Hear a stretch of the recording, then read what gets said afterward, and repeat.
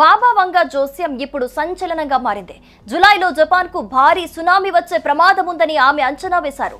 Rio talks to కి తన తాజా పుస్తకం ది ఫ్యూచర్ ఐసాలో ఈ విషయాన్ని రాసింది. 2025 జులై 5న ఈ విపత్తు సంభవించే అవకాశం ఉందని ఆమె పేర్కొనడం గమనార్హం.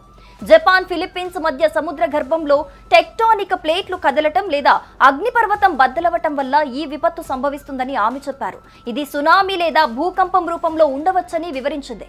సముద్రంలో గాలి బుడగలు వస్తున్నట్లు తనకు కలలో కనిపించిందని ఆమె తెలిపారు. ఇది సముద్ర గర్భంలో అగ్నిపర్వతం పేలటానికి సూచన అని టాక్స్ టు కి తన పుస్తకంలో రాసింది.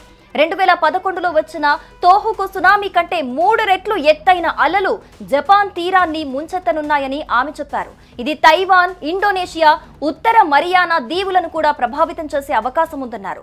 ఇది ఇప్పుడు సోషల్ మీడియాలో వైరల్ గా మారింది. కాగా గతంలో రియో టాక్స్ టు కి చెప్పిన జోస్యం నిజమైంది. 2011లో జపాన్ లో వచ్చిన తోహుకు భూకంపం, సునామీ గురించి ఆమె ముందుగానే అంచనా వేశారు.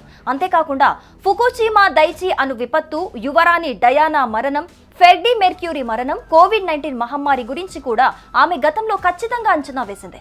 ఆమె జోస్యానికి శాస్త్రీయ ఆధారాలు లేకపోయినా ప్రజలు ఆమెను నమ్ముతారు. 2030లో కోవిడ్ మహమ్మారి మళ్లీ వస్తుందని, ఈసారి దాని ప్రభావం మరింత ఎక్కువగా ఉంటుందని ఆమె చెప్పింది. జూలై 5వ తేదీ దగ్గర వస్తున్న క్రమంలోనే ఇతర దేశాల నుంచి జపాన్ కు వెళ్లేందుకు చాలా మంది ఆసక్తి చూపించడం లేదు. అది టికెట్ బుకింగ్స్ లో స్పష్టంగా కనిపిస్తోంది. బ్లూంబర్గ్ ఇంటెలిజెన్స్ నివేదిక ప్రకారం జూలై ప్రారంభంలో హాంకాంగ్ నుండి విమానాలు, హోటల్ బుకింగ్స్ దాదాపు 50% తగ్గాయి.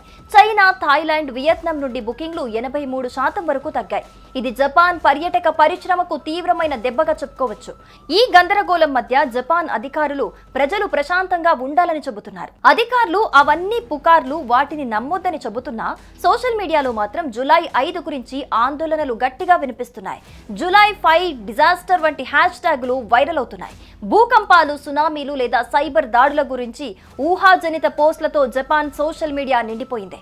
గతంలో ఈ రియో టాక్సికి అనే కార్టూన్ పాత్ర చెప్పినట్లు మార్చి 2011లో తోహుకి భూకంపం, సునామీ, యువరాణి డయానా మరణం, ఫ్రెడ్డీ మెర్క్యూరీ మరణం, కోవిడ్-19 మహమ్మారి వంటివి నిజంగానే సంభవించాయి. అందుకే ఇప్పుడు జూలై 5 గురించి కూడా చాలా మంది భయపడుతున్నారు.